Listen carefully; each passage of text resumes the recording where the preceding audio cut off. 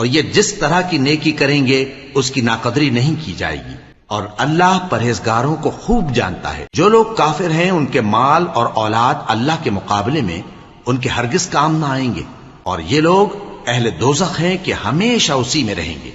یہ لوگ جو مال دنیا کی زندگی میں خرچ کرتے ہیں اس کی مثال آندھی کسی ہے جس میں سخت سردی ہو، اور وہ ایسے لوگوں کی کھیتی پر جو اپنے آپ پر ظلم کرتے تھے چلے اور اسے تباہ کر دے۔ اور اللہ نے ان پر کچھ ظلم نہیں کیا بلکہ یہ خود اپنے اوپر ظلم کر رہے ہیں۔ مومنوں، کسی غیر مذہب کے آدمی کو اپنا رازدار نہ بنانا۔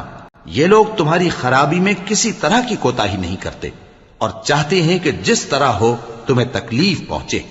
ان کی زبانوں سے تو دشمنی ظاہر ہو ہی چکی ہے، اور جو کینے ان کے سینوں میں مخفی ہیں وہ کہیں زیادہ ہیں۔ اگر تم عقل رکھتے ہو تو ہم نے تم کو اپنی آیتیں کھول کھول کر سنا دی ہیں۔